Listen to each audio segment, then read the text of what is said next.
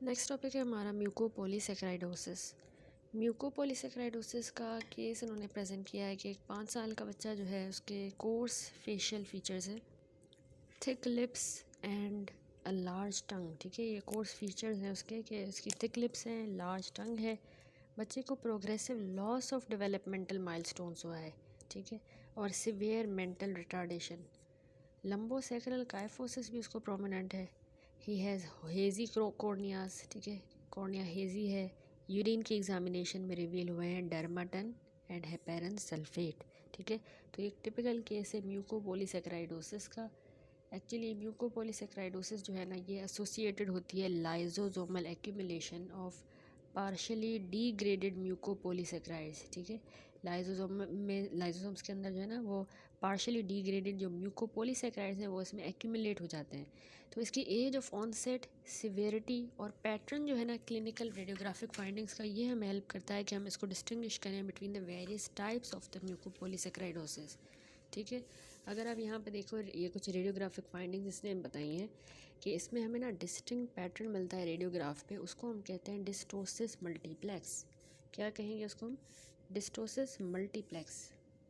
ये वर्ड जो है ना डिस्टोसिस मल्टीप्लेक्स, ये कलेक्टिवली जो भी हमें रेडियोलॉजिकल फाइंडिंग हमें मिलती है ना म्यूकोपॉलीसेकेराइडोसिस में, उसको हम कहते हैं डिस्टोसिस मल्टीप्लेक्स। ठीक है, इसमें ना characteristic of an severe pattern होता है स्केलेटल मेलफॉर्मेशंस का, जो हमें इंटायर स्केलेटन में मिलता है। क्यों? क्योंकि जो ग्लाइकोसैमिनोग्लाइकेंस हैं वो बोन और कार्टिलेजेस के अंदर एक्यूमुलेट हो गए हैं। ठीक है, तो स्कल याद रखिए इन बच्चों का जो है इनलार्ज हो जाता है और इलोंगेटेड होगा, जिसको हम कहते हैं डोलिकोसेफेली।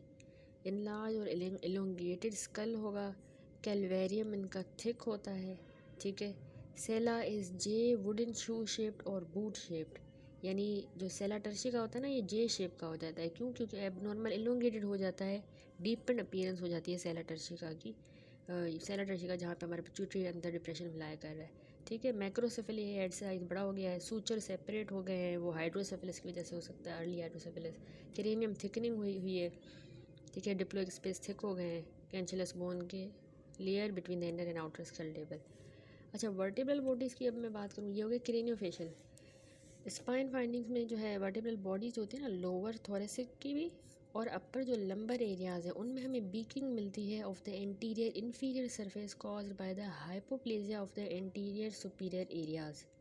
यानी जो वर्टिब्रल ब्रेकिंग आप आसान लफ्ज़ों में कह सकते हैं कि इसमें हमें vertebral beaking most characteristic spinal finding है कि ना एंटीरो सुपीरियर या फिर एंटीरो इन्फीरियर जो पार्ट है ना वर्टिब्रल बॉडी का, वो हाइपोप्लास्टिक हो गया और वो आगे प्रोट्रूड कर रहा है सेंट्रली, जिसकी वजह से उसको एक वेज शेप या बुलेट शेप अपीयरेंस मिल रही है।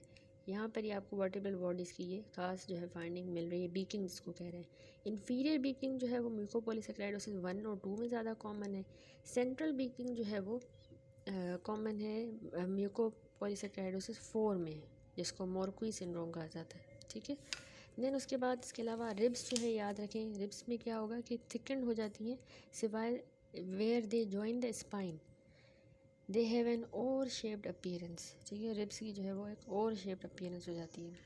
वैसे थोड़े से क्या रिब केज पे आपने बस इतना ही याद रखना है कि पैडल शेप या ओवर शेप्ड रिब्स होती है, यानी रिब्स जो है ना एंटीरियरली आगे से, जहाँ पे कोस्टोकॉन्ड्रल जंक्शन है ना, वहाँ पे जो है इनकी रिब्स जो है वो वाइडन हो जाती हैं और फिर जो है पीछे की तरफ पे टैपर करेंगे, पोस्टीरियरली आगे वाइड है, पीछे पे टैपर करेंगे तो ये एक डिस्टिंक्ट शेप आ जाती है, जिसको हम कहते हैं पैडल शेप या ओवर शेप्ड अपीयरेंस। ठीक है, यहाँ पे भी आप देख सकते हैं ये वाइड हो गई है यहाँ पे। दूसरा ये थोड़े से कोई रिब में याद रखिए कि कॉलर बोन्स थिक और शॉर्ट अपीयर होंगी, शॉर्ट एंड ब्रॉड क्लेविकल, और इनको पेक्टस कैरिनेटम होता है, यानी प्रोट्रूडिंग ब्रेस्ट बोन होगी कॉमनली म्यूकोपॉलीसेकेराइडोसिस 4 में।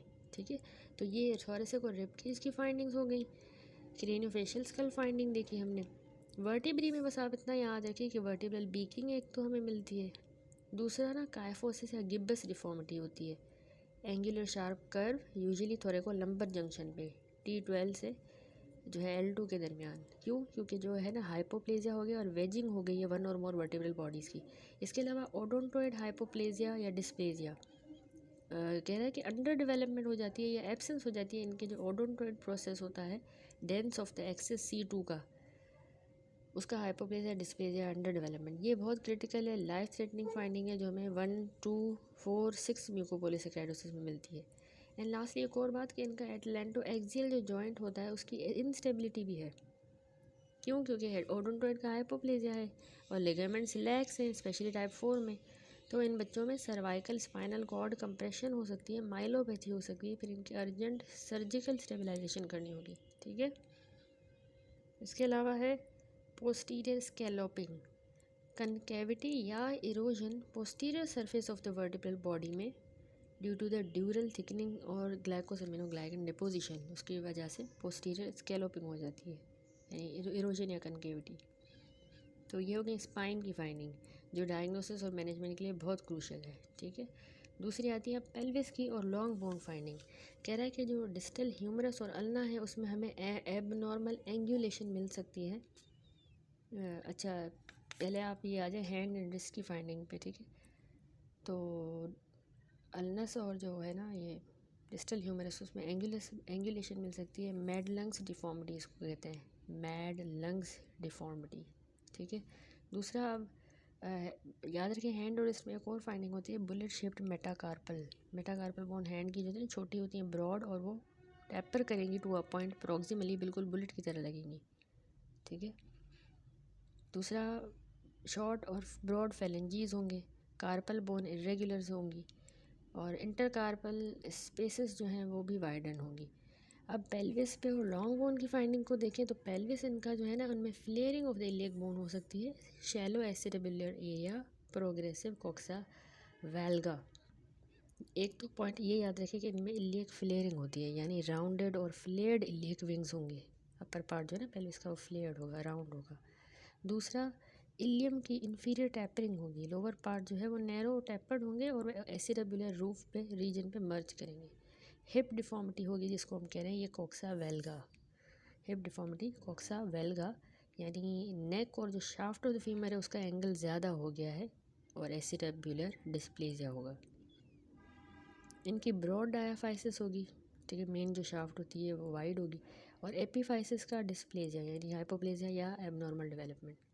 ठीक हो गया, तो ये सारी जो है मोस्ट इंपॉर्टेंट इसकी जो है वो फाइंडिंग है radiological of the mucopolysaccharidosis. Long bone very short and thicken है, there are the sign of expansion of the medullary cavity, hypoplasia of the odontoid, ये इसने मिक्स करके बताया, मैंने आपको जो है ना समराइज कर दिया। Metacarpal proximal narrowing with distal widening, bullet shaped appearance metacarpals की।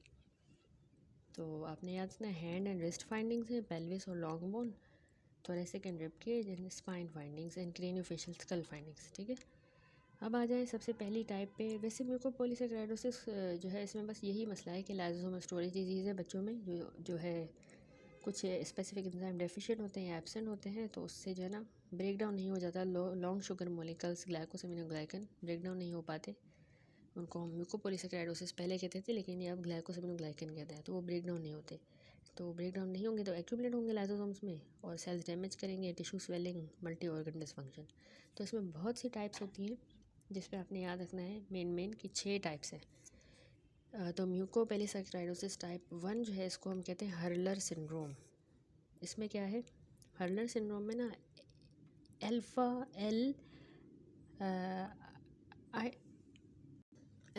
एल आइडुरोनाइडेज, ये एंजाइम याद रखना है। अल्फ़ा एल आइडुरोनाइडेज जो है इसकी डेफिशिएंसी हो जाती है और बहुत ज़्यादा एक्सेसिव जो है हेपेरिन एंड डर्माटन सल्फेट्स का एक्यूमुलेशन हो जाता है। एक तो डर्माटन याद रखें, दूसरा हेपेरिन सल्फेट, ये जमा हो जाएगा, एक्यूमुलेट हो जाएगा। ठीक है, तो इसमें अल्फ़ा एल आइडुरोनाइडेज एंजाइम की डेफिशिएंसी है। तो इन बच्चों में ना ये ऑटोसोमल रिसेसिव ट्रेट है, 1 लाख में से 1 को होगा। मोस्ट सीवियर टाइप म्यूकोपॉलीसेकेराइडोसिस की यही है। ठीक है, हर्लर शी या शी के भी कहते हैं इसको। और बच्चे जो होते हैं ना हर्लर सिंड्रोम वाले, वो बर्थ के टाइम पे तो बिल्कुल नॉर्मल अपीयर हो रहे होते हैं, लेकिन इनमें इनके फीचर जो हैं 6 से 12 माह की एज पे अपीयर होते हैं। इनके ग्रेजुअल जो है कोर्सनिंग होती है और प्रोमिनेंस हो जाती है फेशियल फीचर्स की। क्या होता है कि इनका मिड फेशियल एरिया जो है वो फ्लैट हो जाता है, नेज़ल ब्रिज भी डिप्रेस होगा, जिस तरह यहाँ पे बच्चा बना हुआ है म्यूकोपॉलीसेकेराइडोसिस का। ठीक है, कोर्स फेशियल फीचर्स होंगे, depress nasal bridge, frontal bossing, anteverted nares, cornea cloudy होगा, जिंजाइवल हाइपरप्लेजिया ग्रेजुअली होगा, एल्वियुलर रिज थिक हो जाएगी, डेंटल इरप्शन इज़ डिलेड। अच्छा, इन बच्चों को जो है डेफनेस भी हो सकती है, रेस्पिरेटरी इन्वॉल्वमेंट भी हो सकती है। क्यों? क्योंकि इनके soft tissue of the nose और फेरिंग्स जो है वो थिकन हो गए हैं। परसिस्टेंट हर वक्त जो है नाक से पानी आ रहा है, राइनोरिया या noisy breathing, sleep apnoea, cor pulmonale is due to the gradual upper airway obstruction. उसके अलावा कार्डियक लीशंस जो होती हैं इनमें जो तो 2 से 5 साल की उम्र के दरमियान होंगी, उसमें इनकी जो वाल्व लीफलेट्स हैं वो थिकन हो जाते हैं।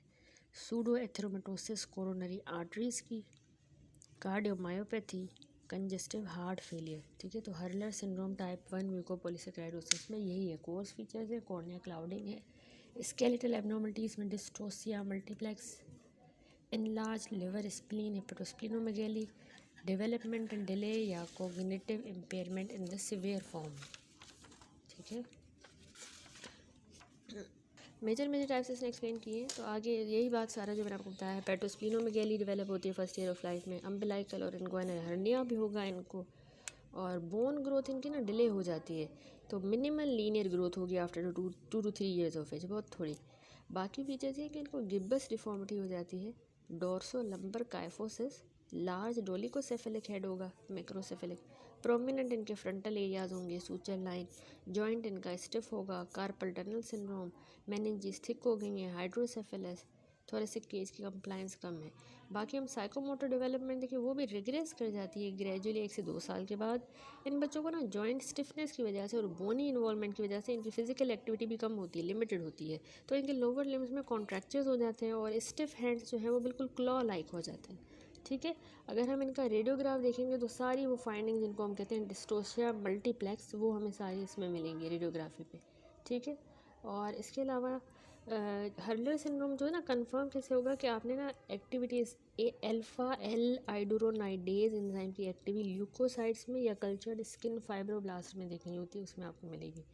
ठीक है, तो प्रीनेटल डायग्नोसिस भी पॉसिबल है कोरियोनिक विलिस सैम्पलिंग के ज़रिए या कल्चर्ड एमनियोटिक फ्लूइड सेल्स के ज़रिए। ठीक है, अब मैं आपको एक बच्चा दिखाती हूँ जिसको ये हर्लर सिंड्रोम हुआ है, ये देखिए पिक्चर। ठीक है, ये अपीयरेंस है पेटोस्प्लिनोमेगेली और इसमें तो अम्बिलाइकल हर्निया भी लग रहा है। ठीक है, इनको बाकी बोन में गिब्बस डिफॉर्मिटी काइफोसिस होगा, लार्ज इनका डोलिकोसेफेलिक हेड और बहुत सी और फाइंडिंग जिसमें कॉर्निया इनका क्लाउडी होगा, flattening of the mid facial area, depress nasal bridge, frontal bossing. ठीक है, जिंजाइवा हाइपरप्लेजिया होगा, एल्वेलर रिज थिक होगी, रेस्पिरेटरी इन्वॉल्व होगा, नोज फेरिंग्स सॉफ्ट टिश्यू, तो sleep apnoea, noisy breathing, cor pulmonale, cardiac lesion में congestive cardiac failure, cardiomyopathy. ठीक है, ये सारी चीज़ें, तो यही जो है कहलाता है Hurler syndrome, gap teeth, short neck. ठीक है, हर्लर सिंड्रोम जिसको हम कहते हैं टाइप 1 म्यूकोपॉलीसेकेराइडोसिस।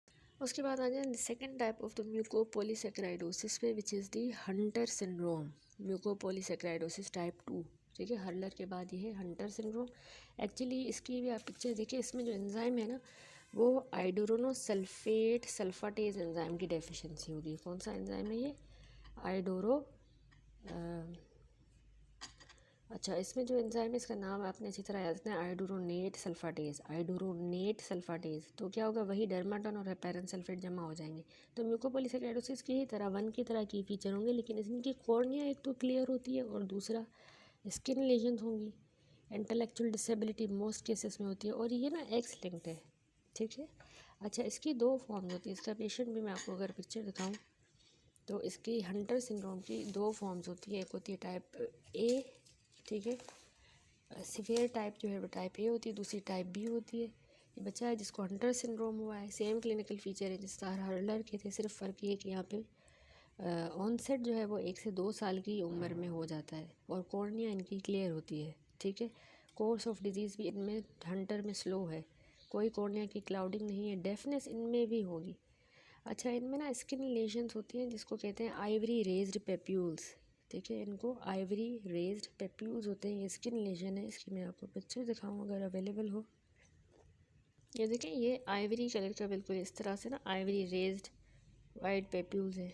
ठीक है, ये हंटर सिंड्रोम में इस तरह से ये मिलते हैं। ठीक है, अपर बैक और अपर बैक पे भी और lateral upper arm and thighs पे ये स्किन लेजन्स आइवरी रेस्ट पे प्यूज होंगे इनको।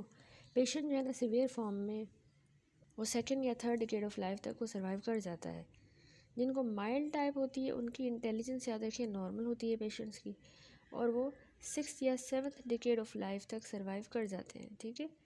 डेफिशिएंट एक्टिविटी जो है ना आइडोरोनोसल्फेटेज की वो नोट की गई है सीरम में, ल्यूकोसाइट्स पे और स्किन फाइब्रोब्लास्ट पे, और इसकी भी हम प्रीनेटल डायग्नोसिस कर सकते हैं कोरियोनिक विलर सैम्पलिंग के जरिए और कल्चर्ड एमनियोटिक फ्लूइड सेल्स के जरिए। ठीक है। तो ये भी type 2 Hunter syndrome.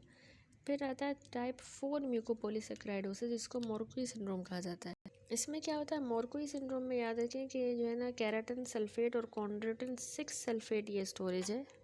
Various enzyme deficient हो सकते हैं, जिसमें आपने याद रखना है गैलेक्टोज 6 सल्फाटेज। ठीक है। गैलेक्टोज 6 सल्फाटेज एंजाइम डेफिशिएंट होता है। दो टाइप्स होती हैं, type A type B. Type A में जो है ना ये गैलेक्टोज 6 सल्फाटेज याद रखें, जिसको एन एसिटाइल गैलेक्टोजामाइन 6 सल्फेट भी कहते हैं सल्फाटेज। तो दूसरी टाइप बी होती है और उसमें जो है ना बीटा गैलेक्टोसाइडेज डेफिशिएंट होगा। ठीक है। इनके नाम एंजाइम्स के हैं। तो टाइप बी में जो है बीटा गैलेक्टोसाइडेज, टाइप ए में गैलेक्टोज 6 सल्फाटेज, ये एंजाइम जो है वो डेफिशिएंट होंगे। ये ना केराटिन सल्फेट का डिसऑर्डर है, यानी फिर इनकी वजह से केराटिन सल्फेट बॉडी में जमा हो जाएगा और कॉन्ड्रोटिन 6 सल्फेट। तो ये भी ऑटोसोमल रिसेसिव ट्रेट के ज़रिए जो है वो इनहेरिट होता है। इनमें मेंटल रिटार्डेशन नहीं होती इन बच्चों में। कुछ इनमें मेजर जो क्लिनिकल फीचर्स हैं वो स्केलेटल इन्वॉल्वमेंट है, ऑनसेट जो है शॉर्ट स्टेचर का, और जॉइंट की लेक्सिटी इनको 1 साल की उम्र में हो जाती है, जॉइंट लेक्स होते हैं। इनके ट्रंक और जो इनका नेक है वो शॉर्ट होता है, रिब्स की फ्लेयरिंग मिलती है, स्टर्नम इनका प्रोमिनेंट होता है, पेक्टस कैरिनेटम। इनका जीनस वेलगम होगा, और जो है जॉइंट्स की जो है इनलार्जमेंट भी होगी और इंस्टेबिलिटी भी होगी। ठीक है। अच्छा, इनकी जो ना माइल्ड हमें इनमें भी कॉर्नियल क्लाउडिंग मिलती है, पेटोस्पिनोमेगेली। टाइप ए में इनेमल हाइपोप्लेजिया भी होगा, लेकिन वो टाइप बी में नहीं होता। प्रोग्रेसिव इनका हेयरिंग लॉस भी हो जाएगा। अब क्योंकि इनकी स्केलेटल इन्वॉल्वमेंट हुई है तो इनको कार्डियो रेस्पिरेटरी प्रॉब्लम जैसे वाल्वुलर हार्ट डिजीज होंगी। ठीक है। तो मोरक्वी सिंड्रोम में अक्यूट या chronic cervical myelopathy, severe hypoplasia of the odontoid process और एटलेंटो एक्सियल की सबलक्सेशन हो जाती है। पेशेंट्स जो हैं जिनको सिवियर फॉर्म है उनमें मिनिमल लीनियर ग्रोथ मिलती है हमें 6 से 7 साल की उम्र के बाद, और ये कार्डियो रेस्पिरेटरी कॉम्प्रोमाइज़ की वजह से इनकी डेथ हो जाती है 3rd to 4th decade of life में, 3 से 4 साल की उम्र में। ठीक है। तो पेशेंट्स जो है माइल्ड केसेस में वो 7th डिकेड ऑफ लाइफ तक सर्वाइव कर जाएंगे, 7 साल की उम्र तक। ठीक है। 2 साल का जब ये बच्चा होगा तो इनमें जो रेडियोग्राफिक फाइंडिंग हमें एविडेंट होती हैं वो ये है कि इनके वर्टिब्रल बॉडीज़ फ्लैट होंगे, उसको कहते हैं platyspondyly, flattening of the vertebral body, platyspondyly 2 साल की उम्र में। और ओडोंटॉइड प्रोसेस का हाइपोप्लेजिया भी उसी में मिलेगा रेडियोलॉजी पे। तो ये कुछ फाइंडिंग हर्लर सिंड्रोम की तरह मिल रही हैं, रिस्ट में और मेटाकार्पल में वैसी फाइंडिंग मिलेंगी। अर्ली डिजीज़ में इनको केराटिन सल्फेट यूरिया होता है, यूरिन में केराटिन। और डिजीज़ हम कैसे कंफर्म करते हैं, जब हम इस एंजाइम की डेफिशिएंसी स्किन फाइब्रोब्लास्ट में देखेंगे। That's it. तो ये कुछ इंपॉर्टेंट जो है म्यूकोपॉलीसैकेराइडोसिस हमने डिस्कस की हैं। तो वैसे 6 टाइप, लेकिन हमने type 1 Hurler syndrome, 2 Hunter syndrome, 4 Morquio syndrome discuss किया। जो टाइप 3 है उसको सैन फिलिपो सिंड्रोम कहा जाता है, और 6 को जो है मोर्टिक्स लेमी सिंड्रोम, वो जो इतने इंपॉर्टेंट नहीं है। That's it. दूसरा जो है टॉपिक हम स्टार्ट करेंगे गैलेक्टोसीमिया।